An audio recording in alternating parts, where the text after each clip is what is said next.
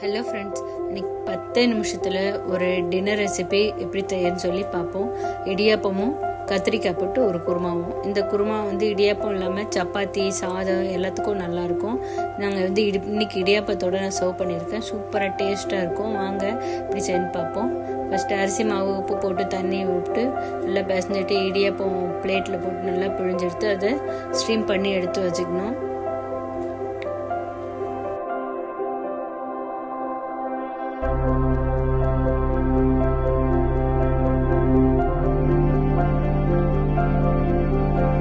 குருமாக்காக ஒரு பாத்திரத்தில் 2 கப்பு தண்ணி, ஒரு வெங்காயம், தக்காளி மட்டும் மிக்சியில் போட்டு அரைச்சி வச்சுக்கணும். கிரேவி நல்லா திக்காக வர்றதுக்காக.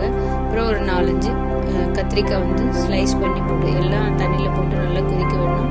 1 ஸ்பூன் குழம்பு மிளகாத்தூள் இருக்கு இல்லையா, அதே போட்டுடலாம். அப்புறம் உப்பு போட்டு நல்லா கொதிக்க வைக்கணும். கருவேப்பிலை கொஞ்சம் போட்டுடணும். நல்லா வேக வச்சிடணும். இது எல்லாத்தையும் டக்குன்னு செஞ்சிடலாம். இந்த குருமா நிறைய காய் வெட்டணும், பீன்ஸ் வெட்டணும், அந்த மாதிரிலாம் இல்லை. டக்குன்னு எதுவும் இல்லையா வீட்டில் சொல்லிட்டு 4 நாள் கத்திரிக்காய் இருந்தாலே நைட்டு டின்னர் ரெசிபியை இந்த குருமா வச்சு முடிச்சிடலாம். சாதத்தோடையும் நல்லா இருக்கும். இது சப்பாத்தி, இட்லி, தோசை எல்லாத்துக்குமே நல்லாயிருக்கும். சைடில் இடியாப்பமும் வெந்துடுச்சு. 1 by 1 அது மாதிரி பிளேட்டில் இடியாப்பம் போட்டு எடுத்து வச்சுக்க வேண்டியது தான். குருமாக்காக ஒரு மிக்சி ஜாரில் 4-5 பழ தேங்காய், அப்புறம் 1 ஸ்பூன் உடச்ச கடலை, 1 ஸ்பூன் சோம்பு போட்டு நல்லா பேஸ்ட்டை அரைச்சி இந்த குருமாவோட சேர்த்துக்க வேண்டியது. அதுக்கு முன்னாடி குருமா நல்லா மிளகா பொடியோட நல்லா கொதிச்சிருச்சு.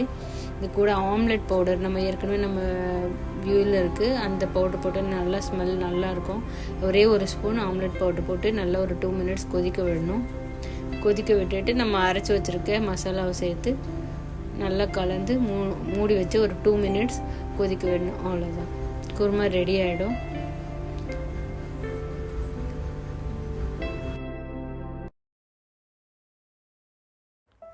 ஆம்லெட் பவுடர் போட்டு நல்லா கொதிக்க வச்சோன்னா காயில் நல்லா வெந்துடுச்சு, நல்லா வாசம். அப்புறம் அரைச்சி வச்சுருக்கோம் இல்லையா தேங்காய் பேஸ்ட்டு, அதை சேர்த்து ஒரு 2 minutesல ஸ்டவ் ஆஃப் பண்ணிடலாம். அவ்வளோதான், முடிஞ்சிடுச்சு. குருமா ரெடி ஆகிடுச்சு. தாளிப்பு வேணும்னா சேர்த்துக்கலாம், என்னன்னாலும் விட்டுடலாம். ஆப்ஷனல் தான் தாளிப்பு. அப்படியே சர்வ் பண்ணாலும் ரொம்ப டேஸ்ட்டாக நல்லாயிருக்கும். நான் கடுகும் பூண்டு போட்டு தாளிப்பு பண்ணியிருக்கேன். டக்குன்னு ரெடி ஆகிடும் இந்த குருமா. உடச்சக்கடலை போட்டதுக்கெல்லாம் நல்லா திக்காக இருக்குது. நைட்டு என்ன செய்யறதுன்னு யோசிக்கிற டயத்தில் 4 நாள் கத்திரிக்காய் வச்சு டக்குன்னு இந்த குருமாவை செஞ்சு முடிச்சிடலாம். தேங்க்யூ.